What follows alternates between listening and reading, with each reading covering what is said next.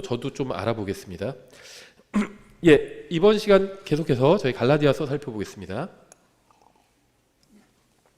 갈라디아서 2장 16절부터 19절에 율법에 관해서 말씀하고 있는 부분이 나오는데요. 지금도 율법을 오해하는 사람들이 많이 있는데요.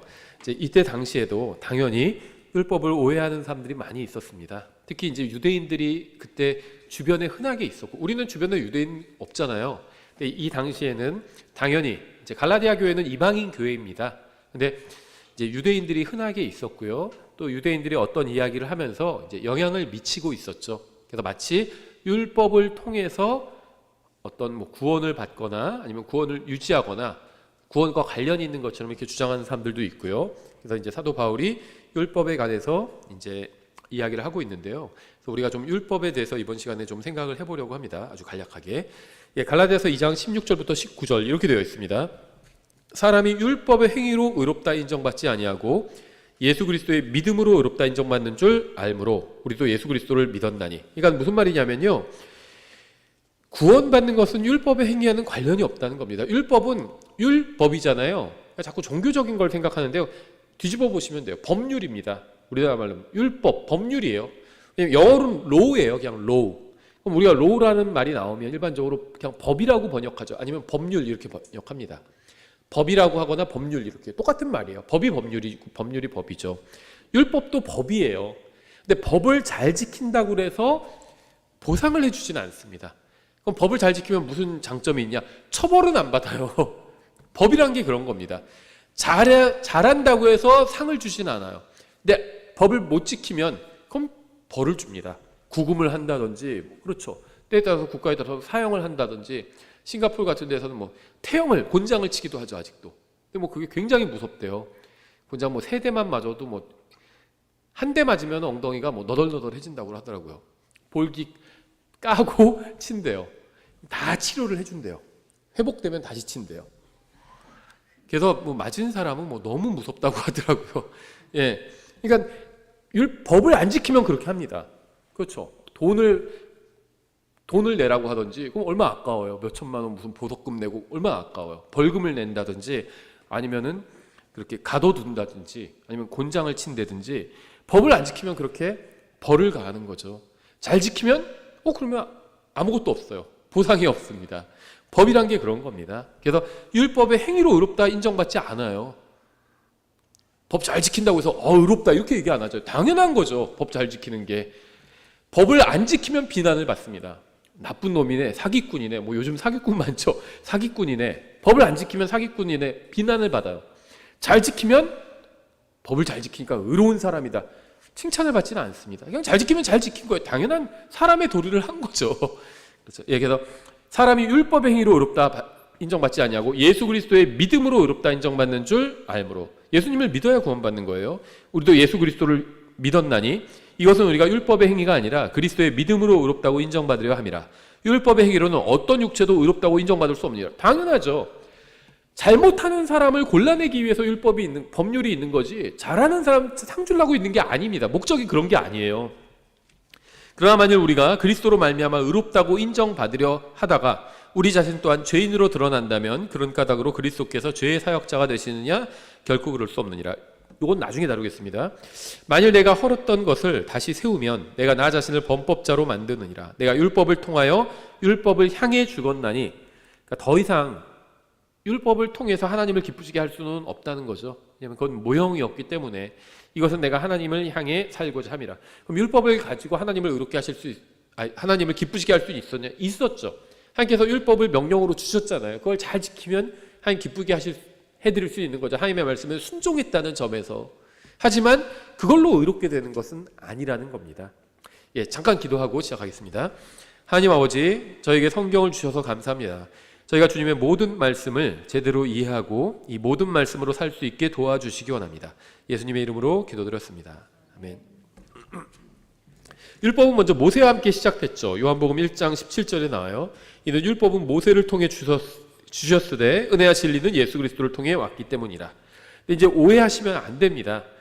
이 말씀은요, 율법이 모세와 함께 시작됐다, 요거를 분명히 말하고 있죠. 하지만 예수님께서 초림하시기 전에는 은혜와 진리가 존재하지 않았다. 이런 얘기를 하는 건 아닙니다. 일반적인 얘기를 하고 있는 거예요. 예수님을 통해서 은혜와 진리가 왔습니다. 구약시대에도 은혜를 받은 사람이 있어요. 그 다음은 예수님을 통해서 은혜를 받은 겁니다. 그래서 신약시대가 되어야 은혜가 시작되었고 구약시대에는 율법만 있었고 이런 건 아닙니다. 율법은 모세를 통해서 주셨어요. 근데 구약시대에도 은혜가 있었습니다. 하나님의 은혜가 없으면 아무도 살 수가 없어요. 그래서 아담 때도요 은혜가 있었어요. 아담이 선악과를 먹고도 죽지 않은 이유는요 하나님께서 은혜를 베풀어 주셨기 때문이에요. 그래서 모든 시대는 다 하나님의 은혜가 있었는데 다만 그 은혜가 예수님을 통해서 왔다는 겁니다. 구약시대에도 예수님을 통해서 왔어요. 예수님께서 인간의 몸을 입고 오시기 전이지만 구약시대에도 은혜를 받은 사람이 있잖아요. 다윗도 간음하고 살인 교사를 했죠. 그런데도 다윗이 구원받았잖아요. 예수님의 은혜 때문이에요. 예수님인 줄은 몰랐죠. 그냥 다윗은 그때까지만 해도 그리스도라고는 알았죠. 그래서 시편에서도 그렇게 얘기하고 있죠. 주께서 내 주께 말씀하시기를 다윗이 무슨 다신을 믿었던 게 아니에요. 여기서 말하는 하나의 주는 하나님이고 하나님 아버지를 말하고 다른 주는 그리스도를 말하는 거죠. 그래서 예수님이 그걸 인용해서 그대로 설명을 해주시죠. 그래서 다윗뿐만 아니라 노아도 마찬가지고요. 아담도 마찬가지입니다. 은혜를 받았는데 예수님을 통해서 받았는데 이제 그런 거를 구체적으로는 몰랐을 뿐이죠. 그렇죠? 우리도요, 누가 헌금을 해주는데 이름 보면 몰라요. 전혀 모르는 사람입니다. 계속 모르는 상태로 가는 가끔 메일이 와요. 목사님 제가 누구누구인데 미국에서 듣는 사람인데 최근에도 그렇게 왔어요. 그래서 어떻게 문서 사역을 얼마 하고 여기로 얼마 했습니다. 이렇게 하시더라고요. 그럼 그때 이제 누군지 아는 거죠. 근데 이름만 알고 몰라요. 한 번도 전화 통화도 해본 적이 없는 분이에요. 그러니까 이 아담도 얼마나 알았는지 우리가 모르지만 전혀 몰랐을 수도 있어요. 예수님에 대해서. 그런데 예수님을 통해서 받은 겁니다. 그래도 예수님에 대해서 모를 수는 있어요. 그렇죠? 노아도 주님의 은혜를 받았고 은혜로 구원받았어요. 창세기 6장 8절에 나오죠. 그러나 노아는 주의 눈에 은혜를 입었더라. 구원받은 겁니다. 주님의 눈에서 은혜를 입었지만 죽어서 지옥에 갔더라. 그건 말이 안 되죠. 구원받은 거예요. 근데 이 노아가 받은 은혜도 예수님을 통해서 왔다는 겁니다. 여기 그런 말 없는데 창세기엔 당연히 그런 말이 없죠. 성경은 창세기 한 권으로 끝나지 않아요. 요한복음도 있잖아요. 성경에. 앞에서는 설명을 해주지 않았을 뿐입니다. 뒤에서 그 이유를 설명해 준 거예요. 창세기 보니까 노아가 은혜를 받았어요. 근데 요한복음을 보니까 이게 사실은 예수님을 통해서 받은 은혜가 노아도 몰랐어요. 그게 예수님을 통한 은혜인지. 근데 성경이 설명해 주고 있는 거예요. 그 은혜는 그건 사실은 예수님을 통해서 간 은혜야. 그러니까 우리는 그걸 알잖아요. 그러니까 이제 하나님께 더 큰 감사를 드리고 예수님을 정말 우리가 구원자로 믿고 의지하고 신뢰할 수 있는 거죠. 구약시대에 사람들은 몰랐을 뿐이에요. 다 예수님을 통해서 모든 좋은 선물이 예수님을 통해서 온 겁니다. 아브라함도 마찬가지입니다. 아브라함도 율법 이전의 사람이고요. 아브라함은 어떤 계명을 지킨 적도 없죠. 하지만 믿음으로 하나님 앞에서 의롭다함을 받았습니다. 창세기 15장에 나오고요. 또 로마서 4장에 나오죠. 아브라함이 어떻게 구원받았고 그런 것들이 로마서 4장에 나오죠. 창세기 15장에도 나오고요. 그래서 주님께서는 아브라함의 믿음으로 인해서 은혜로 아브라함에게 의를 주신 겁니다. 아브라함이 하나님을 믿었다고 해서 하나님께서 의를 주실 의무가 있는 게 아니에요. 믿었기 때문에 하나님께서는 거기에 대해서 은혜를 베풀어 주신 겁니다. 그러면서 의를 주신 거예요. 그렇죠. 믿는 게 성경에서는요, 요한복음에서 받아들이는 것, 또 요한일서에서는 인정하는 것이라고 얘기합니다. 아들을 인정하는 자에게는 이렇게 얘기하거든요. 믿는 거예요. 그러니까 믿음을 다른 말로 하면 받아들이는 것이고 인정하는 겁니다. 하나님을 인정하는 거예요. 믿음이. 하나님을 믿는 게. 그러니까 하나님도 그 사람을 인정해 주시는 겁니다. 네가 나를 인정했구나. 그래, 나도 너 인정해 줄게. 그리고 인정만 하고 끝이 아니라 이제 의를 선물로 주시는 거죠. 은혜로 주시는 거예요. 안 주셔도 돼요. 근데 주시는 겁니다. 근데 사실은 이런 것들이 다 예수님을 통해서 왔다는 겁니다. 왜 그럴까요? 아브라함은 예수님을 믿은 적이 없어요. 근데 아브라함의 죄값도 예수님께서 십자가에서 갚아주셨잖아요. 그래서 아브라함이 하나님을 믿고 그 믿음을 의로 인정을 받았는데 그것도 사실은 예수님 때문이라는 겁니다. 예수님 때문에 하나님께서 그런 은혜를 베풀어 주실 수 있는 거예요. 왜냐하면요, 하나님도 그냥 아무 근거 없이 은혜를 남발하면 그거는 공정한 어떤 통치자가 될 수 없습니다. 의로운 통치자가 될 수 없어요. 그렇잖아요. 국가에서 예를 들면 정치 잘하는 정치인이라고 해서 막 뭐 남발한다면 의로운 정치인이라고 우리가 통치자라고 하지 않잖아요. 은혜를 막 남발하는 그런 정치인을 의로운 정치인이라고 안 하잖아요. 이유가 있어야 되죠. 근거가 있어야 돼, 합리적인. 근데 예수님께서 십자가 위에서 사람의 죄값을 갚아주셨기 때문에 하나님도 부담을 덜 수 있었던 겁니다. 이제는 은혜를 베풀어 주실 수 있는 거예요. 근거가 예수님이라는 거죠. 왜 죄인에게 은혜를 베풀어 주십니까? 그 사람의 죄를 예수님께서 십자가 위에서 갚아줬잖아. 근거를 대실 수 있는 겁니다. 그러니까 하나님의 통치자로서의 딜레마를 예수님께서 해결해 주신 거예요. 사람들에게 은혜를 베풀어 주시고 싶은데 하나님은 은혜와 사랑이 충만하신 분이거든요. 베풀어 주시고 싶은데 죄를 졌어요. 그럼 베풀어 줄 수가 없는 거예요. 그 죄의 문제를 해결해 주셨잖아요.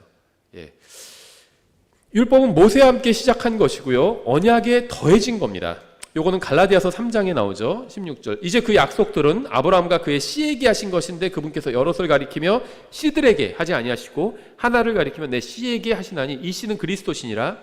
내가 이것을 말하노니 하나님께서 그리스도 안에서 미리 확정하신 그 언약을 430년 뒤에 생긴 율법이 취소하지 못하며, 여기서 말하는 430년은요 모세와 아브라함의 그 간격이에요. 모세는 아브라함으로부터 430년 이후의 사람입니다. 그래서 430년이에요. 430년 뒤에 생긴 율법이 취소하지 못하며 또 그 약속을 무효로 만들지 못하리라. 만약 그 상속 유업이 무슨 말이냐면요, 율법 전에 먼저 은혜 베풀어 주셨다는 거예요. 그래서 아브라함이라는 사람들이 은혜를 받았죠. 그래서 구원받은 겁니다. 근데 아브라함의 삶이 다 의로웠나요? 의롭지 않은 부분도 있었죠. 특히 우리 기준으로 봐도 첩도 있었고요. 그렇죠. 또 거짓말도 했고요. 사라가 자기 아내 아닌 것처럼 꾸미기도 했죠. 그런데 은혜로 구원을 받았어요. 그래서 율법이 생겼다고 해서 그것이 은혜로 구원받은 사람 것을 취소시킬 수가 없다는 겁니다. 그 상속 유업이 율법에서 나면 그것은 더 이상 약속에서 나지 아니하느니라. 그러나 하나님께서 그것을 아브라함에게 약속을 통해 주셨느니라. 그러면 율법은 무엇을 위한 것이냐? 그것은 약속을 받은 그 씨가 오실 때까지 범죄들로 인해 더해진 것이요. 법률은요, 범죄를 저지르는 사람들을 처벌하기 위해서 만든 거지 잘 지키는 사람 상 주기 위한 것이 아니에요. 이것만 알아도 율법을 통해서 구원받는다 이런 소리 안 나오게 됩니다. 율법 통해서 구원받는다는 게 뭐 다른 게 아니에요. 뭐 안식일을 지켜서 구원받는다, 이게 이제 율법 통한 구원이에요. 유월절을 지켜서 구원받는다, 뭐 이런 게 다 율법을 통한 구원입니다. 행위권도 다 여기에 들어가요. 율법에서도 하나님께 뭐 헌물을 바치고 이런 것들이 나와 있죠. 아니면 뭐 명절을 잘 지키고 이런 것들이 나와 있죠. 그러니까 지금으로 이걸 교회식으로 바꿔가지고 뭐 헌금 잘해야 되고 11조 잘해야 되고 그 다음에는 뭐 주일 성수 잘해야 되고 그래야지 뭐 구원을 받는다거나 아니면 구원이 유지된다거나 아니면 구원을 잃어버리지 않는다거나 이렇게 가르치는 것이 다 이게 율법주의적인 구원을 가르치는 겁니다. 근데 그런 것과는 관련이 없어요. 율법은 처음부터 구원하기 위해서 만든 것이 아니라는 겁니다. 목적이 그게 아니라는 거예요. 잘못한 사람 벌 주기 위해서. 그럼 이게 이스라엘만 관련이냐? 이스라엘만 관련 있는 건 아니에요. 하나님의 기준을 보여준 겁니다. 이 기준에, 율법이라는 이 기준에 맞지 않는 사람들은 다 죄인이다. 예를 들면 저는 미국 법에 적용을 받지 않죠. 제가 한국에 살고 있으면. 근데 미국 법을 제가 알면은 미국에 가면 내가 죄인이 될 수 있겠구나, 이렇게 알 수 있는 거죠. 하나님의 기준을 알 수 있다는 거예요. 이 법을 통해서, 미국 법을 통해서 미국의 법을 알 수 있죠. 한국 법을 통해서 한국의 기준을 알 수 있고, 하나님의 법이에요. 율법은 하나님께서 사람들에게 주신 법이잖아요. 이걸 통해서 하나님의 기준을 알 수 있는 겁니다. 근데 이 기준에 의하면 나는 죄인이구나, 이걸 알 수 있는 겁니다. 잘 지켰다고 해서 상을 주는 건 아니라는 거예요. 어떤 법률도 그런 법률은 없어요. 잘 지켰다고 해서 상 주는 거, 그런 건 없습니다. 그런 법은 없어요. 하지만 못 지키면 바로 가차없이 처벌하는 겁니다. 그게 법률의 목적이에요. 또 율법의 목적이기도 하고요. 율법은 다가올 것들의 그림자입니다. 성경 분명히 그렇게 말씀하고 있어요. 골로새서 2장 16절. 그러므로 아무도 먹는 것이나 마시는 것으로 인하여 또 거룩한 날이나 월삭이나 안식일에 관하여 너희를 판단하지 못하게 하라. 그것들은 다가올 것들의 그림자이거니와 몸은 그리스도께 속해 있느니라. 율법에는 먹는 것에 관한 말씀들이 많이 있고요. 그다음에 이 절기에 관한 말씀들이 많이 있죠. 이런 것들이 다 뭐다? 그림자라는 겁니다. 그림자. 그림자는 실체가 아니라는 거예요. 그렇죠? 율법 자체는 거룩하고 의롭고 선합니다. 그런즉 율법도 거룩하고 명령도 거룩하며 의롭고 선하도다. 디모데전서 1장 8절. 그러나 율법은 사람이 그것을 적법하게 쓰면 선한 줄 우리가 아노라. 적법하게 쓰는 것. 법률을 적법하게 쓰면 좋죠.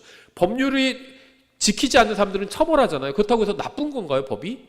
아니에요. 법이 없으면은 난장판이 되고 혼란이 일어나게 되죠.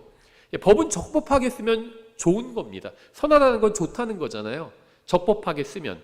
그렇죠. 법을 잘 경찰들이 집행하고 그러면 우리나라 살기 좋은 나라 돼요. 사람들도 그 법을 잘 지키고 그러면요 살기 좋은 나라 되죠. 그래서 법은 목적이 있어요. 그 목적, 그 법을 다 잘 지키면 그 지역에서 그 법을 다 잘 지키면 그 지역에서 다 평안하게 사는 것, 이게 법의 목적입니다. 그래서 그렇게 쓰면 선하다는 겁니다. 굿, 좋다는 거예요. 또한 율법은, 성경은 율법이 영적인 것이라고 말씀하고 있어요. 로마서 7장 14절, 우리가 알거니와 율법은 영적이나 나는 육신적이어서 죄 아래 팔렸도다. 왜 영적이냐면요, 하나님의 기준이기 때문이에요. 세상 법과는 다른 거죠. 하나님의 기준입니다. 영적인 겁니다. 율법이 그냥 벌금 내고 끝이다 이게 아니라 하나님의 기준에 미치지 못하면 내가 하나님 앞에서 죄인이라는 거예요. 영적으로 죄인이라는 거죠. 우리가 선생님은 하나님 앞에서 죄인입니다. 복음 전할 때 그렇게 얘기하는 게요, 영적으로 죄인이라는 겁니다. 당장 뭐 세상에서 구속돼가지고 그게 아니라는 거예요. 근데 자꾸 착각하니까는 내가 무슨 나 나쁜 일 안 했는데, 나 감옥에 갈 만한 나쁜 일 안 했는데, 이런 생각을 하는 거죠. 복음을 잘 이해하지 못한 사람이. 근데 그런 얘기를 하는 게 아니에요. 세상에서 말하는 그 범죄, 크라임, 그걸 저질렀다는 게 아니라 하나님 앞에서 죄인이라는 겁니다. 하나님의 영적 기준에 미치지 못했다는 거예요. 그래서 로마서에서도 모든 사람이 죄를 지어 하나님의 영광에 이르지 못하다, 이렇게 말씀하는 겁니다. 하나님의 영광이 기준이에요. 그게 예수 그리스도입니다. 하나님의 영광이. 거기에 이르지 못했다는 거예요. 그게 성경이 말씀하시는 사람이 죄인이다 라고 말하는 이제 근본적인 겁니다. 우리가 알거니와 율법은 영적이나 나는 육신적이어서 죄 아래 팔렸도다. 내가 행하는 것을 내가 인정하지 아니하노니 이는 내가 원하는 것을 내가 행하지 아니하고 내가 미워하는 것을 내가 행하기 때문이라. 그런즉 만일 내가 원치 아니하는 것을 내가 행하면 율법이 선하다는 사실에 대해 내가 율법에 동의하노니. 하나님께서는 이스라엘 백성이 약속의 땅에서 평화롭게 살게 하기 위해서 율법을 주셨습니다. 신명기 저희가 지금 공부하고 있는데요, 신명기 4장 1절에 나와요. 그러므로 오 이스라엘아, 이제 내가 너에게 가르치는 법규와 법도를 듣고 행하라. 율법이에요. 말씀을 또 이런 식으로 부르죠. 그러면 너희가 살 것이요, 주 너희 조상들의 하나님께서 너에게 주시는 땅에 들어가 그것을 소유하리라. 율법을 잘 지키면 영원한 생명을 얻는 것이 아니라 하나님께서 주시는 땅에서 살 수 있대요. 잘 사는 겁니다. 평안하게 사는 거예요. 그게 율법의 목적입니다. 그러니까 하늘나라에 가게 하는 것, 혼이 구원받는 것과는 직접적인 관련이 없다는 겁니다. 율법은. 하지만 율법을 통해서 내가 죄인이라는 건 알아요. 지옥에 가는 것과 관련이 있어요. 그걸 어기면은 왜 관련이 있냐면, 그걸 율법을 어기면 내가 하나님의 기준에 미치지 못한다는 걸 알 수 있는 거거든요. 근데 잘 지킨다고 해서 하늘나라 가지는 않는다는 겁니다. 마치 법률을 지키지 못하면 감옥에 갈 수 있지만 법을 잘 지킨다고 그래서 청와대에 불러가지고 무슨 상금 주고 그러지 않죠. 잘 지키면 그걸로 끝이에요. 그냥 아무것도 아닙니다. 못 지키면 감옥에 보내는 거죠. 그래서 율법을 어기면 지옥에 가는 것이 아니라 이 땅에서의 삶이 멸망당하거나 약속의 땅에서 살 수 있는 기회를 놓치게 되는 겁니다. 이스라엘 백성이 율법을 잘 못 지켰죠. 그래서 어떻게 됐죠? 끌려갔잖아요. 북왕국 이스라엘이 먼저 끌려가고 그 다음에 남왕국 유다도 바벨론으로 다 끌려가게 되죠. 그럼 바벨론으로 끌려간 사람들은 다 거기서 지옥에 갔나요? 그렇지 않죠. 포로로 끌려갔지만 다니엘과 그 세 친구들 있잖아요. 이 사람들 다 낙원에 갔죠. 그러니까 율법을 지키지 못하면 그 하나님께서 주신 땅에서 평화롭게 살지 못하게 된다는 겁니다. 하지만 하나님의 은혜로 인해서 혼은 구원받을 수 있어요. 다니엘과 세 친구는 율법은, 다니엘과 세 친구는 훌륭한 사람들이었지만 율법은 이게 민족적으로 지켜야 되거든요. 나 혼자 지킨다고 해서 지킬 수 있는 게 아니에요. 왜냐하면요, 누가 안식일을 범하면 그 사람을 끌어내서 돌로 쳐서 죽여야 됩니다. 나만 안식일에 아무 일도 하지 않는다고 해서 율법을 지킨 게 아니에요. 그 안식일을 범한 사람을 끌어내서 돌로 쳐서 죽여야 돼요. 아니면 누가 살인사건이 일어났어요. 그럼 그 범인을 찾는 방법도 나와 있어요. 근데 범인을 찾지 못하면 대신 어떻게 해라, 이런 것도 다 나와 있어요. 그대로 해야 됩니다. 내가 안 죽였는데요? 그걸로 끝나지 않는다는 거예요. 민족 전체와 관련이 있습니다. 그래서 다니엘과 세 친구는 훌륭한 사람들이었지만 민족 전체가 율법을 지키지 않았잖아요. 그래서 끌려간 겁니다.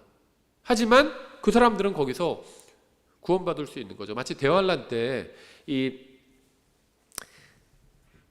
염소의 민족에 들어가는 민족들이 있겠죠. 그럼 염소의 민족에 들어간 민족들은 다 죽냐, 다 지옥 가냐? 그건 아니죠. 우리 민족이 이스라엘을 박해하는 일을 해요. 예를 들면 우리가 뭐 무슬림 국가예요. 이스라엘 옆에 있는. 그래서 이스라엘을 박해해요. 그럼 우리 민족은 심판을 받게 되는 거죠. 염소의 민족으로 분류되겠지만, 근데 나는 대환란 시대에도 하나님을 믿어요. 환란 성도가 될 수 있죠. 그러면 그 사람은 구원 받는 겁니다. 그래서 민족은 처벌받지만 개인은 구원받을 수 있는 거예요. 그래서 이 이스라엘도 민족은 벌을 받았죠. 하지만 다니엘과 세 친구를 비롯한 또 하나님의 말씀을 믿었던 사람들이 있었죠. 그 사람들은 구원받는 거죠. 그래서 구원은 항상 은혜로 받습니다. 근데 벌은 율법으로 받을 수도 있다는 겁니다. 율법으로 구원받을 수는 없어요. 율법의 목적 자체가 그런 것과는 관련이 없습니다. 구약 성경에 이런 얘기들이 굉장히 많이 나와요. 제가 뭐 다 찾지는 않겠습니다. 이 시간에. 사사기에도 이런 내용들이 나오고요. 그 역사서 자체가 이런 것들을 다 보여주고 있죠.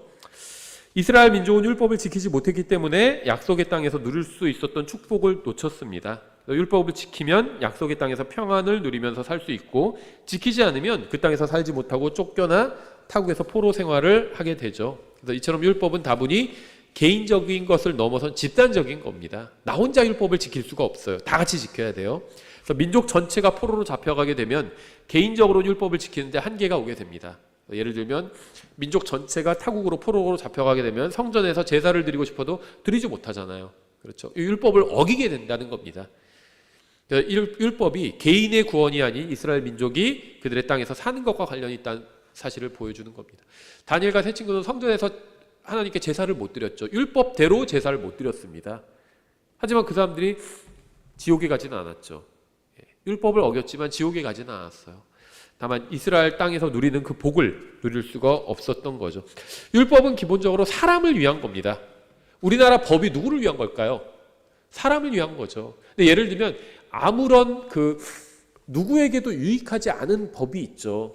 그럼 우리가 그런 법을 폐지시키는 거죠. 그래서 선진국들이 그런 법이 많아요. 이 법이요, 후진국과 선진국이 있잖아요. 후진국 법이 훨씬 좋아요. 왜냐하면 나중에 만들었거든요. 법을 나중에 들여왔어요. 선진국들의 법 중에서 좋은 것만 골라서 만들거든요. 후진국들은 느리잖아요. 이제 발전이 더. 선진국은 먼저 앞서 나간 나라들이고, 그래서 나중에 뒤따라 나오는 나라들이 내 법이 훨씬 더 좋습니다. 중국 하면은 뭐 중국 법 별로일 것 같죠. 중국 법은 좋아요. 물론 기본적으로 잘못된 것들이 있지만 법은 좋아요. 왜 그럴까요? 이미 중국도 후진국이잖아요. 선진국이 좋은 법을 갖다가 좋은 것들 다 가져왔어요. 그 법을 안 지키는 거죠. 안 지키는 거예요. 오히려 선진국들이 이상한 법 많아요. 저도 어디 인터넷에서 봤는데 뭐 영국에는요, 대표적인 선진국이죠. 지금은 이제 좀 지는 해이긴 하지만 그래도 선진국이죠. 생선을 이상하게 위협적으로 들고 있으면 뭐 처벌한다, 이런 법이 있대요. 근데 지금 그래도 어떤 유튜버가 그런 말도 안 되는 법들을 어기는 걸 영상을 올렸더라고요. 근데 실제 처벌은 안 받더라고요. 아무도 몰라요. 그 법을 있는지도 몰라요. 그런 법이 아직도 있어요. 그래서 법은요, 사람을 위한 겁니다. 율법도 사람을 위한 거예요. 율법을 다 잘 지키면은 사람들이 평안하게 살 수 있어요. 우리나라 법도 우리나라 국민을 위한 거죠. 우리나라 사람들이 다 법을 잘 지켜요. 그러면은 걱정할 필요가 없어요. 그렇죠. 다 평안하게 살 수 있는 겁니다. 마가복음 2장 27절에 있죠. 또 그들에게 이르시되 안식일은 사람을 위해 만들어졌으며 사람이 안식일을 위해 만들어지지 아니하였나니, 이렇게 말씀하고 있죠. 율법을 통해서는 죄가 무엇인지 알 수 있습니다. 구원과는 관련이 없지만 하나님의 기준은 알 수 있어요. 하나님께서 뭘 좋아하시고 뭘 싫어하시고 이런 건 알 수 있다는 겁니다. 그러니까 죄인들을 구원하거나 의롭게 하기 위해서 율법을 주신 게 아니라 죄가 얼마나 다양하고 많은지 보여주고 그것을 피하게 하기 위해서 율법을 주신 겁니다. 로마서 7장 7절. 그러면 우리가 무슨 말을 하리요? 율법이 죄냐? 결코 그럴 수 없느니라. 율법은 나쁜 게 아니에요. 아니라 오히려 율법을 통하지 않고선 내가 죄를 알지 못하리니, 율법이 너는 탐내지 말라 하지 아니하였더라면 내가 탐욕을 알지 못하였으리라. 그러나 죄가 명령을 통해 기회를 타서 내 안에 온갖 욕정을 이루었나니 이는 율법이 없으면 죄가 죽었기 때문이라. 이 말을 다른 말로 하면 죄형 법정주의라고 합니다. 형법 교과서에도 나오는 말이에요. 똑같이 총론에 로마서 4장 15절 다시 나오죠. 이는 율법이 진노를 이루기 때문이니 율법이 없는 곳엔 범법도 범죄도 없느니라. 그대로 이 말 그대로 갖고 온 겁니다. 그래서 율법의 기능이 이거예요. 먼저 죄가 뭔지를 얘기해 준 겁니다. 이거 나쁜 게 아니에요. 이거는요, 사람을 위한 겁니다. 죄가 뭔지 얘기해 주지 않으면 어떻게 될까요? 불안해져요. 이게 이제 법적 안정성이라고 하는데요. 우리나라의 법전도 그 기능을 하고 있는 겁니다. 형법전이. 죄가 뭔지를 얘기해 줘요. 그 말은 뭐냐면요. 그것만 어기하지 않으면 처벌하지 않는다는 겁니다. 뭐 생긴 게 마음에 안 든다든지 그래서 처벌하지 않는다는 거예요. 너 나쁜 놈이네. 그래서 처벌하지 않는다는 겁니다. 나쁜 놈이고 좋은 놈이고 떠나서 형법전에 있는 걸 어기지만 않으면 처벌하지 않아요. 그래서 안정될 수 있습니다. 사람들이 저것만 어기지 않으면 되는 거구나 안심할 수 있어요. 갑자기 와서 막 뭐 양복 입은 사람들이 와가지고 날 끌고 가지 않는다는 겁니다. 그것만 지키면 돼요. 그게 그게 목적이고요. 그러니까 법적 안정성을 주는 거거든요. 그래서 율법이 없는 곳은 범죄도 없느니라. 하나님께서 뭐가 죄인지를 미리 다 얘기해 놓으셨잖아요. 이거 외엔 처벌하지 않으세요. 여기에 기록되지 않은 어떤 죄를 지었다고 해서 하나님께서 그것 때문에 지옥에 보내지는 않으신다는 겁니다. 근데 여기는 뭐라고 되어 있죠? 죄에 대하여는 그들이 나를 믿지 아니하기 때문이라 이렇게 말씀하셨죠. 예수님을 믿지 않는 것. 그게 왜 죄죠? 인정하지 않는 거예요. 예수님을 인정하지 않는 겁니다. 하나님을 인정하지 않는 거예요. 그건 죄가 된다는 겁니다. 당연하죠. 인정해야죠. 예전에 Not my president 이런 거 미국에서 하기도 했는데 대통령 자기가 싫어도 그거는요 민주주의를 부정하는 거예요. 내가 싫어하는 사람이 대통령이 됐어도 그게 다수결에 의해서 됐으면 그 사람 대통령으로 인정해야 되죠. 민주주의가 그런 거잖아요. 근데 내가 지지하지 않는 사람이라고 해서 Not my president다? 그건 잘못된 거죠. 민주주의를 부정하는 거예요. 그건 그 트럼프를 부정하는 게 아니라 민주주의를 부정하는 거죠. 예. 그래서 이 법은요, 딱 어디까지 처벌하고 어디까지 처벌하지 않고 이걸 알려주는 기능이 있습니다. 그래서 그것만 지키면 벌받지 않아요. 이게 법적 안정성이에요. 마찬가지로 예수님을 믿으면 구원받는다고 했잖아요. 그럼 안심할 수 있는 겁니다. 무슨 일이 있어도 그게 바뀌지 않아요. 안 믿으면은 처벌한다는 겁니다. 그러면 안 믿는 사람이 처벌을 피할 길은 또 없다는 겁니다. 그래서 이 성경이요, 법이 될 수 있어요. 성경은. 이 세상 법도 성경에서 왔고요. 성경은요, 온 세상을 통치하시는 법이 될 수 있어요. 왜냐면요, 제가 항상 말씀드리지만 법은 내 마음에 들지 않는 것들도 있어요. 전 도로교통법 이런 거 싫어하거든요. 집에 가는 길에 죄다 스피드 리밋이 50이에요. 50 넘으면 잡겠다는 거죠. 벌금 물리겠다는 거죠. 범칙금 물리겠다는 거죠. 전 그거 동의한 적이 없어요. 그거 싫어합니다. 하지만 지켜야 돼요. 아니면은 날라오거든요. 돈 내라고. 마찬가지죠. 하나님의 법도 누구 마음에 싫을 수 있어요. 예수님을 믿어야 구원받아. 난 싫어. 안 지키면은 지옥에 가는 겁니다. 그러니까 법은 내 마음에 들고 안 들고 그게 중요한 게 아니에요. 법을 만든 사람이 어떤 목적으로 만들었는지 그게 중요한 거죠. 그리고 명확해야 됩니다. 법이 되려면. 그래서 선행으로는 구원받을 수가 없다는 거예요. 무엇이 선한 행위인지도 사람들마다 다 달라요. 그렇죠? 얼만큼 그걸 해야 되는지도 다 달라요.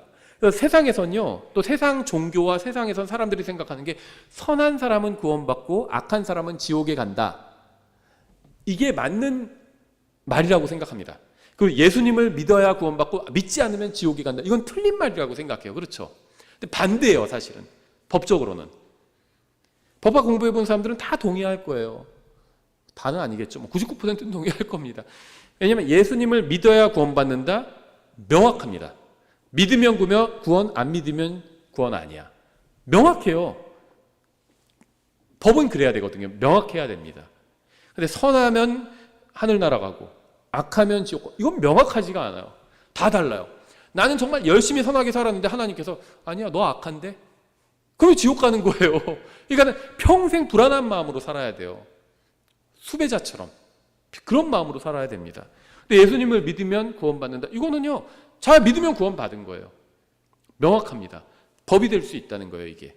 그래서 율법도 그런 역할을 한다는 겁니다. 하나님의 말씀이 그런 역할을 해요. 안정성을 줘요. 그래서 우리가 성경 열심히 읽는 거죠. 이렇게 하면 하나님께서 기뻐하시는 거야. 하나님께서 기뻐하시는 게 뭔지가 명확합니다. 애매하지 않아요. 하나님께서 하라고 하지 않은 걸 막 하면서 자기는 하나님 기쁘시게 한다. 그건 잘못된 거죠. 성경에 다 나와 있어요. 뭘 기뻐하시는지. 그러니까 하나님 섬기는 게 하나님 기쁘시게 하는 게 어렵지 않다는 거죠. 어디로 튈지 모르는 럭비공 같은 존재가 아니라는 겁니다. 하나님은 다 나와 있어요. 뭘 좋아하시고 뭘 기뻐하시는지 아주 구체적으로 신약 성경에는 명백하게 나와 있고요. 구약 성경에 이제 그 예를 보여주고 있는 거죠.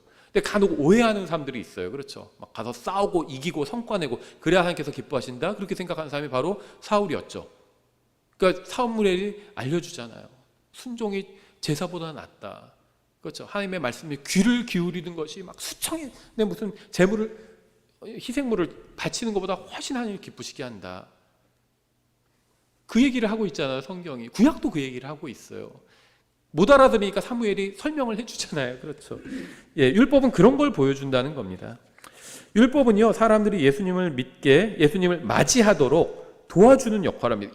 구원을 해주진 못해요. 근데 구원자를 알려주는 역할은 합니다. 그게 율법의 기능이라는 거죠. 우리도 마찬가지죠. 우리도 다른 사람을 구원할 수가 없죠. 근데 다른 사람이 구원받도록 도와줄 수는 있어요. 그렇죠? 그 사람의 혼을 딱 구원해 주시는 분은 예수님이에요. 다시 태어나야 구원받잖아요. 근데 우리는 다른 사람을 어떻게 다시 태어나게 해요? 낳을 수가 없어요. 어떻게? 성령님께서 그 사람의 안에 들어가셔서 다시 낳아주시는 거죠. 영이 거듭난다고 하잖아요. 다시 태어나는 겁니다. 근데 그걸 도와줄 수는 있어요. 우리가. 그렇죠? 예수님에 대해서 알려주고요. 복음을 설명해주고요. 도와주는 겁니다. 그게. 율법이 바로 그런 역할을 한다는 거예요. 갈라디아서 3장 24절이죠. 그런즉 율법은 우리를 그리스도께로 인도하는 훈육 선생이었으니 이것은 우리가 믿음으로 의롭게 되려 함이라. 사람이 구원받는 건 율법과 관련이 있어요. 항상 믿음으로 구원받습니다. 하나님의 은혜를, 믿음은 요한복음 1장 12절에서 받아들이는 거라고 그랬잖아요. 하나님의 은혜를 받아들이는 거예요. 선물을 받아들이는 겁니다. 또 어떤 사람은 싫어. 그럼 못 받는 거예요. 못 받는 겁니다. 부모는 자녀에게 좋은 걸 주려고 하잖아요. 근데 자녀가 끝까지 싫다고 그러면 줄 수 있는 방법이 없어요. 저희 아이들도 그렇거든요. 좋은 거 주려고 하는데 막 싫다고 그래요. 더 예쁜 옷 입히려고 하는데 싫다고 그래요. 그럼 어쩔 수가 없어요. 억지로 뭘 할 수가 없잖아요. 저도 저희 집에서 이제 제가 장남이라고 해가지고 약간의 특별 대우를 받았던 것 같아요. 그래가지고 초등학교 입학하기 전이었는데 가죽 자켓을 사서 입히셨는데 제가 막 끝까지 안 입었대요. 싫다고. 지금 돈 없어서 못 샀는데 비싸요. 똑같은 자켓이라도 가죽으로 되면 몇 배로 비싸요. 예, 좋은 걸 입히려고 하는데도 싫다고 그러면 방법이 없어요. 구원도 마찬가지죠. 하나님께서는 좋은 걸 주시려고 하십니다. 싫대요. 싫어요. 안 받을래요. 그럼 억지로 할 수가 없어요. 그렇죠? 좋은 거야 하면서 막 입에 쑤셔넣을 수가 없잖아요. 예, 그냥 선택에 맡기신 겁니다. 예, 그래서 하나님께서 주시는 모든 것들이 다 그런 식이죠. 선물로 주시는 거예요. 우리가 그걸 이제 받아본 사람은 알죠. 얼마나 좋다는 거를. 그래서 받는 겁니다. 하나님의 선물을 계속. 예, 그래서 율법은요, 교사 같은 역할을 합니다. 알려주는 거예요. 시험은 자기가 봐야죠. 교사가 대신 봐주면 그건 부정시험이죠. 예, 교사는 알려줘요. 야, 이게 나올 것 같다. 알려줍니다. 오랜 경험이 있으니까. 결국 본인이 잘 배워서 시험을 봐야 되죠. 갈라디아서 4장에도 나와요. 1절부터 2절. 이제 내가 말하노니 상속자가 모든 것의 주인이나 아이일 때는 전혀 종과 다르지 아니하고 아버지가 정한 때까지 가정교사들과 감독하는 자들 밑에 있느니라. 다 그렇습니다. 서양도 그렇고 동양도 그렇고요. 왕이 있고요. 왕을 가르치는 선생님이 있어요. 그렇죠? 뭐라고 그러죠? 왕의 스승. 선생님이 있어요. 가르칩니다. 그러면은 왕이 될 때까지는 그 선생님의 가르침을 받아야 돼요. 그 스승으로 모셔야 합니다. 그렇죠. 하지만 나중에 왕이 돼요. 그럼 그 선생님보다도 더 선생님까지도 다 통치하는 그런 왕이 되는 거죠. 예, 우리는 구원받아서 하나님의 자녀가 되었습니다. 근데 아직은 우리가 하나님의 자녀로서 뭘 하는 건 아니죠. 통치하거나 막 이런 건 아니잖아요. 하나님과 함께 통치하고 이런 건 아니죠. 지금은 배워야 될 때라는 겁니다. 하나님의 말씀을. 또 율법도 배워야 되죠. 율법이요, 우리랑 직접적인 관련은 없지만 하나님의 스타일을 알려준다니까요. 하나님께서 뭘 좋아하시고 뭘 싫어하시고 이걸 알려주세요. 그래서 우리가 이걸 통해서 나중에 지금 이 세상에서도 하나님의 일을 할 수 있고 나중에 천년왕국에서도 이걸 갖고 통치하는 겁니다. 하나님의 말씀을 아니까 할 수가 있는 거예요. 하나님께서 심판하신 것처럼 똑같이 심판할 수 있는 겁니다. 예, 이스라엘 사람들이 하나님의 말씀과 율법의 의미를 제대로 알고 있었다면 예수 그리스도를 거부하지 않았을 겁니다. 로마서 10장에 나오죠. 1절부터 3절. 형제들아, 이스라엘을 위한 내 마음의 소원과 하나님을 향한 기도는 곧 그들이 구원을 받는 것이니라. 내가 그들에 대해 증언하노니 그들이 하나님께 대한 열심은 있으나 지식에 따른 것이 아니니라. 그들이 하나님의 의를 알지 못하여 자기 자신의 의를 세우려고 다니면서 하나님의 의에 복종하지 아니하였느니라. 예, 하나님의 지식도 중요합니다. 제가 항상 하나님의 말씀을 실천하는 게 중요하다 이런 얘기를 하는데요. 지식도 중요해요. 알아야 실천하죠. 근데 거기서 지식에서 딱 끝나면 안 돼요. 이게 저를 포함해서 저희 교회 포함해서요, 독립침례교회 아주 치명적인 단점이라고 생각합니다. 지식이 있어요. 근데 거기서 끝납니다. 그 아는 것을 막 추구해요. 자기가 실천하는 거는 하려고 안 해요. 간증이 없어요. 삶에서 파워가 없는 겁니다. 그리스도인이. 뭐 우리 다 포함되는 말이에요. 예. 남이랑 싸우긴 잘해요. 지식이 있으니까 말싸움 잘하고요. 막 성경 논쟁 잘하고. 저도 그랬어요 예전에. 그런데 결국 다른 사람을 변화시키는 거는 우리 간증으로 변화시키는 거예요. 그렇죠. 예수님이 뭐 얼마나 싸움을 잘하시는 분이에요. 근데 와서 싸우지 않으셨잖아요. 그렇죠. 사랑을 보여주셨고 희생을 보여주셨고 겸손을 보여주셨잖아요. 그러니까 우리가 감동받은 거죠. 우리가 하나님의 어떤 그 강한 능력에 매료돼 가지고 하나님을 믿은 게 아니잖아요. 하나님의 은혜 때문에 믿은 거거든요. 나 같은 사람에게도 은혜를 베풀어 주시니까 그분한테 간 거예요. 만약에 그걸 몰랐다면요, 그냥 강하신 분이고 의로우신 분이고 접근할 수가 없어요. 무서워서. 그렇죠. 구약 성경에 나오잖아요. 뭐 하나 옷 하나 훔쳐가지고 숨겨놨다고 그래서 땅속으로 그냥 들어가 버렸잖아요. 산채로 바벨론제 옷 숨겨가지고. 그런 하나님 앞에서 우리가 뭘 내밀 수 있겠어요? 바로 다 즉사예요. 다 즉사. 하나님의 은혜가 아니었다면. 그러니까 우리는 하나님의 은혜를 보고 나아간 겁니다. 보니까 너무 은혜로우시고 긍휼이 풍성하신 분이잖아요. 다 받아주시고 용서를 구하는데 넌 용서 못해 이러신 적이 없잖아요. 하나님은 용서를 구하면 다 용서해 주셨어요. 근데 참 희한하게 제가 나중에 한번 다루려고 하는데요. 참 희한하게 마귀는 하나님께 용서를 구한 적이 없습니다.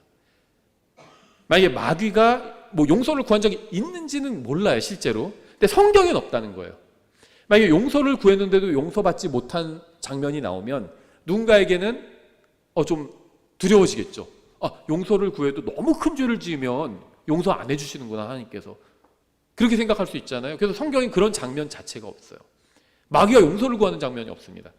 예수님을 보고도 그냥 벌을 좀 밀어달라는 거예요. 그렇죠. 그래서 지금 일단 돼지떼에 들어가게 해달라. 지금 우리를 벌써 괴롭게 하려고 오셨냐? 나중에 오시는 거 아니냐? 왜 이렇게 빨리 오셨냐? 그런 논쟁을 하고 있는 거잖아요. 지금은 좀 봐달라. 예수님께서 그래, 그렇게 해라 그러신 거죠. 어차피 나중에 다 처벌할 애들이야. 그러니까 그렇게 하라고 하신 거죠. 사실 성경의 관심사가 아니거든요. 이 마귀에 대해서도 좀 다루려고 해요. 저도 자매랑 최근에 좀 얘기하고 하면서 이런 거 좀 다뤄야겠다. 왜냐하면 이게 내가 영적으로 성장하는 데는 별로 도움이 되지 않습니다. 그런데 복음을 전하거나 누구에게 얘기해 줄 때 누가 이런 걸 물어봐요. 그럼 이제 여기에 대해서 어느 정도 답을 해줘야 이제 그 사람이 좀 궁금증도 해소가 되고 이렇게 되거든요. 무슨 말이냐면 이게 뭐 일반적으로 사람이 궁금해하는 두 가지 문제가 있어요. 이게 철학의 문제인데 오늘 요거까지만 할게요. 그 존재의 문제와 악의 문제입니다. 이게 철학에서도 아주 계속 논의하는 문제들, 둘 다 확정이 안 됐어요. 저는 뭐 철학 전공자가 아니라서 잘은 모르지만 철학의 기본적인 문제입니다. 왜 내가 존재하고 있는지, 어떻게 존재했는지, 어떻게도 모르고요, 왜도 몰라요. 근데 존재하고 있잖아요. 근데 이 존재가 진짜 존재인지 허상인지 이런 것도 모르고요. 그래서 거기에 대한 막 논의들을 하는 겁니다. 그 다음에는 악의 문제. 존재하는 것도 지금 해결이 안 됐는데, 근데 문제는 고통이 있어요. 그렇죠. 그래서 악의 문제를 다른 말로 하면 고통의 문제예요. 왜 나쁜 게 있는지. 나쁜 거죠. 고통 나쁜 거예요. 가만히 있고 차라리 즐거우면 좋은데, 그럼 존재 이유를 몰라도 그냥 즐거우면 또 좋잖아요. 근데 인생은 다 고통이 있어요. 이게 두 가지 문제거든요. 근데 이게 성경에도 그대로 사람들이 물어봅니다. 예를 들면 뭐 마귀는 어떻게 해서 생겨나게 됐는지, 이게 존재 문제죠. 그 다음에는 또 악의 문제랑도 연관이 돼요. 마귀가 나쁜 건데 만약에 마귀가 어떻게 생겨났는지, 근데 하나님께서 창조하셨다고 하면 하나님께서 결국 악을 만드신 거 아니냐, 이렇게 또 연결될 수 있죠. 이게 다 사람들이 궁금해하는 게 어쨌든 철학에서 모인 거기 때문에 그거를 그대로 성경에 갖고 와서 물어봅니다. 근데 성경은요, 그게 성경의 주된 관심사가 아니에요. 제가 항상 말씀드리지만 성경은 독자에게 말하는 책입니다. 독자에게 말씀하는 하나님의 말씀이에요. 그 말은 뭐냐면요, 그래서 성경에선 강아지에 대해서 많은 말씀이 없어요. 최근에도 어떤 형제님 만나서 교제를 나누는데요. 아마 이거 들을 거예요. 그 형제님은. 본인 이제 실수로 부주의함으로 정말 자식처럼 키우던 강아지가 사고로 떠나버렸어요. 아직도 그 아픔이 있더라고요. 그럼 뭐 제가 본인이 아니까 뭐라고 못하죠. 본인 굉장히 그걸로 인해서 막 엄청 괴로워해요. 자기 실수 때문에 사고가 났거든요, 강아지가. 그래서 그 강아지가 어떻게 되냐? 모른다고 그랬죠. 왜냐하면은 일반적으로 이쪽 독립침례교에서는 이제 동물의 영, 짐승의 영은 땅으로 내려가잖아요. 그냥 사라져 버린다 이렇게 가르칩니다. 저도 그게 맞다고 봐요. 99%. 근데 확실히는 모르죠. 거기까지만 얘기하거든요. 그런데 이제 계시록에 보면은 개들은 그곳에 들어가지 못한다. 새 예루살렘 설명하면서 그렇게 말씀하고 있거든요. 깜짝 놀라더라고요. 아마 처음 들어봤나 봐요. 개들, 강아지를 키웠는데 개들은 들어가지 못한대요, 새 예루살렘에. 근데 사실은 거기서 말하는 개들은 진짜 개를 말하는 건 아니거든요. 성경은 구원받지 못한 남자를 개들이라고 부르고 여자는 돼지라고 불러요. 돼지 목에, 개들 목에 진주 목걸이 안 하잖아요. 남자가 진주 목걸이 안 하고 다니죠. 돼지 목에 진주 목걸이잖아요. 남자들이 주로 이게 써도 되는 말이면 좀 개처럼 행동하는 거는 여자보다는 남자가 더 많거든요. 개라고 부르는 거예요, 성경에서. 구원받지 못한 사람을. 그런데 어쨌든지 간에 그런 것도 자세히 말하고 있진 않죠.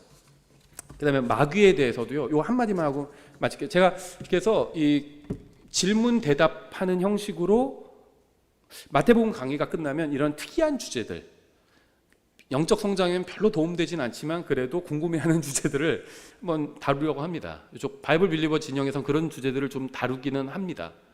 근데 예를 들면 맛배기로 하나만 얘기하면 마귀의 존재, 마귀 결국 하나님께서 만드셨겠죠.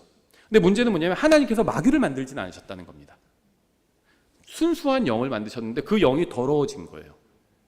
그러면 이거나 똑같죠. 자동차 공장에서 현대자동차에서 중고차를 만들지 않았죠. 신차를 만들었어요. 사람들이 신차를 샀죠. 타고 다니까 중고차가 됐습니다. 그래서 앞에 여기저기 막 박으니까 찌그러지기도 했어요. 현대자동차에서 찌그러진 차를 만든 건 아닙니다. 그렇죠. 하나님께서 사람을 만드셨죠. 사람이 타락했죠. 하나님께서 깨끗한 영을 만드셨는데 그게 더러운 영이 된 겁니다. 그래서 이게 법학에서는 이런 게 있어요. 예를 들면은 이제 인과관계를 따집니다. 원인이 어디 있는지, 이 사람이 죽었어요. 그럼 이 죽은 원인이 어디 있는지, 누구 잘못인지 요거를 따지는 거예요. 그래서 그게 이제 인과관계를 따진다고 합니다. 원인이 있고 결과가 있는 거니까 어디까지 원인으로 볼 것인가. 그러면 누군가 칼로 찔러 죽였어요. 그럼 그 사람이 이 죽은 사람의 원인 제공자죠. 살인자인 거죠. 그런데 그 살인자의 어머니는 어떨까요? 그 어머니가 그 살인자를 낳지 않았으면 그럼 살인도 일어나지 않았을 거 아니에요. 그렇지 않나요? 그럼 어머니도 원인 제공자인가요? 그러진 않죠. 그래서 어머니에 대해서는요, 살인자는, 이 사람이 직접적으로 누군가를 찔러 죽인 사람은 살인자예요. 근데 그 살인자를 낳은 어머니가 예를 들면 20년 전에 살인자를 낳지 않았으면은 살인사건은 일어나지 않았을 거 아니에요. 모르겠어요. 무슨 마이너리티 리포트인가 그런 얘기하는 게 아닙니다. 그런데 그거는 좀 너무하잖아요. 맞긴 맞지만 너무하잖아요. 그렇죠? 그 어머니가 낳아서 살인자를 낳아서 살인사건이 일어난 거잖아요. 근데 그것까지 따지면은 그러면 모든 게 다 얽혀 있죠. 이 세상에 있는 일들이. 그래서 법학에서 뭐라고 하냐면 인과관계 없음 이렇게 얘기합니다. 그냥 이건 인과관계 없는 거다. 왜 그러냐면 어머니는 살인자를 낳지 않았거든요. 어머니는 아기를 낳았어요. 근데 그 아기가 살인자가 된 거죠. 어머니한테는 살인에 대한 책임이 없습니다. 어머니는 아기를 낳았어요. 하나님은요, 순수한 창조물을 만드셨습니다. 근데 창조물이 자기가 변질됐어요. 아기가 자라서 자기가 살인자가 돼. 그러죠. 그래 놓고는 사회가 그렇게 만든 게 아니에요. 우리 집에 너무 가난했다고 해서 다 나쁜 사람 되나요? 살인자 되나요? 그렇지 않잖아요. 가난했지만 훌륭한 사람이 또 많아요. 오히려 위인전을 보면 그런 사람 더 많아요. 그렇죠. 부잣집이 아니라 막 가난한 집에서 태어났는데 막 훌륭하게 된 사람들 많습니다. 가난하다고 해서 다 살인자가 된 게 아니에요. 그냥 자기가 나쁜 마음을 품은 겁니다. 다른 사람을 죽이는 걸 선택한 거예요. 그 사람 처벌해야 되는 거죠. 그 사람 어머니 잘못도 아니에요. 그 사람 잘못인 겁니다. 마귀가 악해진 건요, 이게 원래 어떤 존재였는지는 몰라요. 그렇지만 그 마귀 잘못이죠. 하나님 잘못이 아니에요. 마귀를 누가 만드느냐 이건 묻는 건요, 하나님 잘못으로 가져가기 위해서 그런 질문을 하는 거거든요. 의도가 세던 세지 않았던. 그런데 하나님 잘못 아니라는 거죠. 마치 살인자를 낳은 어머니 잘못이 아닌 거죠. 어머니는 아기를 낳았어요. 아기가 잘못해서 자기가 나쁜 선택을 계속 하다가 20년간 하다가 결국 살인이라는 아주 극도의 나쁜 선택을 해서 살인자가 된 거죠. 사람도 마찬가지. 하나님께서 선하게 만드셨습니다. 나쁜 선택을 하는 거예요. 그래서 나쁜 선택하지 말라고 하나님께서 하나님 말씀도 주셨죠. 그 교회도 주셨죠. 설교자들도 주잖아요. 아무리 무슨 뭐 설교 못하는 사람도 가서 나쁜 짓 하세요 이렇게는 안 가르치거든요. 그렇죠. 하나님 말씀대로 사세요. 설교 잘못해도 그런 건 하거든요. 보통 그러지 않나요? 아무리 엉터리 설교자도요, 가서 나쁜 짓 하십시오. 자기는 뭐 나쁜 짓 해도 성도들한테 그렇게 얘기 안 해요. 하나님께서 주신 겁니다, 다. 그런데 그런 걸 다 무시하고, 하나님 말씀도 무시하고, 교회도 무시하고, 설교자도 다 무시하고, 또 부모님도 주셨잖아요. 부모님도 너 나쁜 짓 하면 안 된다. 근데 다 무시하고 자기가 나쁜 짓을 한 거예요. 그럼 그 사람이 처벌받는 거죠. 더러운 영도 마찬가지라는 겁니다. 그 스스로 더러워진 거예요. 스스로 부패한 겁니다. 성경에도 나와요, 그런 표현이. 그래서 나중에 마태복음 강의 끝나면요, 그 강의는 또 우리가 다른 시간에 하니까 이런 특이한 주제들을 몇 번에 걸쳐서 한번 다뤄보도록 하겠습니다. 오늘 여기까지 보겠습니다. 기도하고 찬양하고 마치겠습니다. 기도하겠습니다. 하나님 아버지, 주님께서 주신 놀라운 말씀으로 인해 감사드립니다. 저희가 이 말씀의 빛을 따라 살 수 있도록 도와주시고, 단순히 주님의 말씀이 저희의 머릿속에만 머물러 있는 것이 아니라 저희의 마음에도 머물러 있고, 또 저희의 입으로도 나오고, 또 저희의 손과 발을 통해서 또 나오고, 또 저희의 인생을 통해서 주님의 말씀이 그대로 흘러 넘칠 수 있도록 도와주시기 원합니다. 예수님의 이름으로 기도드렸습니다. 아멘.